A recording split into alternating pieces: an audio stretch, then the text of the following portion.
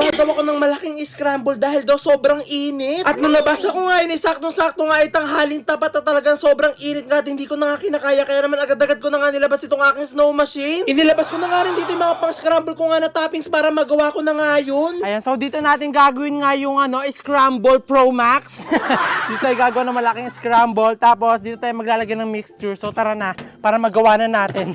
Kasi malaki-laki to. Hindi ko nga alam kung kakayanin nga ito ng snow machine ko kasi first time ko nga lang gagawa nga ng ganito karami nga scramble. At para malaman nga agad-agad na nga ako nagtimpla nga ng mixture para nga makagawa nga tayo ng scramble. Noong nakaraan nga chocolate flavor ngayon ginawa ko nga ng scramble pero ngayon nagkikrave ako sa melon kaya naman melon flavor ngayon gagawin ko nga scramble. Hindi pa nga nagagawa yung scramble pero pag nahaamoy ko nga yung melon nga dito talaga sobrang ako nagkikrave agad at natatakam. So natakpan na natin siya.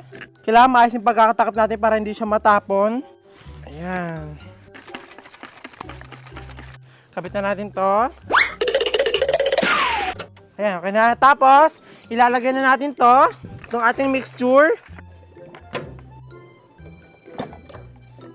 Ayan. Tapos pwede na tayo gumawa ng scramble. So let's go!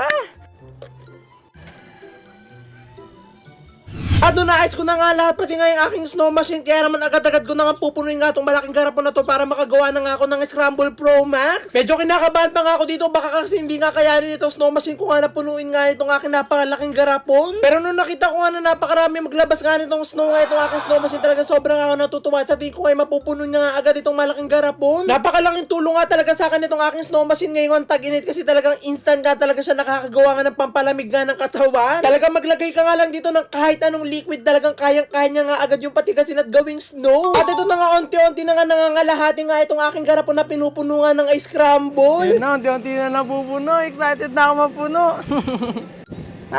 Nahangin. Ayan. So, i-stop muna natin siya. Yan, kasi mga nakikita ko nga na gumagawa ng scramble, nilalagyan nila ng gatas dito sa gitna, tapos saka nila tataparan ng another scramble. So, maglalagay tayo ng gatas. So, tara. So, maglalagay tayo ng gatas para talagang sumarap ang ating scramble. Dumihan natin. Amazing! Ayan, dami ng gatas niyan. Yan, tapos tataparan ulit natin siya ng another scramble. Grabe no. Ayan, so tataparan ulit natin siya ng another scramble. May nabasa nga akong comments nung nakaraan nga na nagbenta nga ako na scramble na dapat daw nilalagyan ko daw ng gatas daw sa gitna nga daw nitong aking scramble para daw mas lalong sumarap. Wala nga kasi nga akong alam sa pagbibenta nga ng scramble o kaya sa pagtatapis nga ng scramble kaya talagang hinula-hulaan ko na nga lang nun. At dahil hindi ko nga nagawa na maglagay nga sa gitna nga ng gatas nung nakaraan nga na nagbenta ako ng scramble kaya naman dito ko na nga siya ginawa. Ayan, so ito na.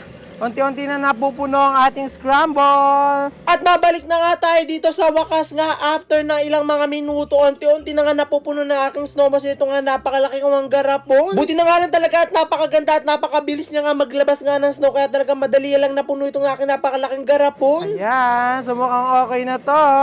Tayo na natin. So ito na, napuno na natin ng napakalaking garapon na to. Napakahirap pala na ito punuin. Tapos lalagyan na natin siya ng mga bonggang toppings para mas lalo siyang sumarap. So tara na. Ayan, so maglalagay na tayo ng marshmallow. Sprinkles.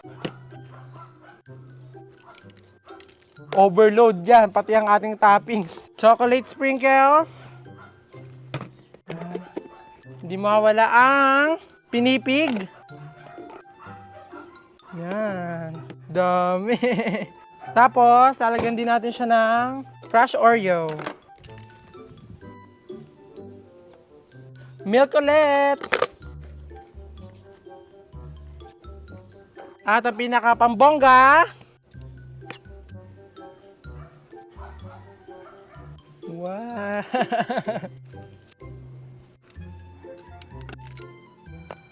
Ayan.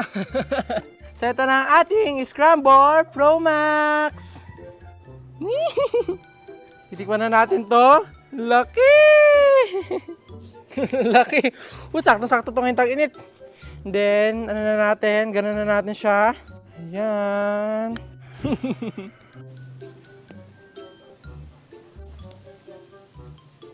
Tikman natin siya.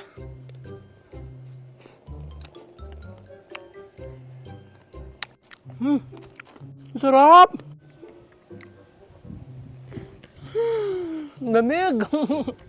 Perfect na perfect ngayong tag-init!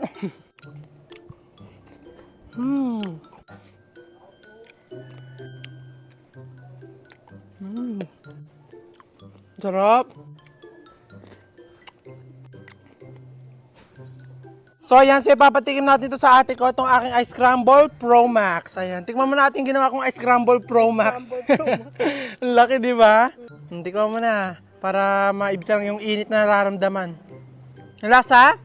Sarap po. Sarap, di ba? Ano? Kaya ano pang hinihintay nyo? Kung meron di kayo mga malalaki dyang garapon, itry nyo na itong aking Scramble Pro Max. Akin yan, te. Akin yan. Ako gumawa niyan eh.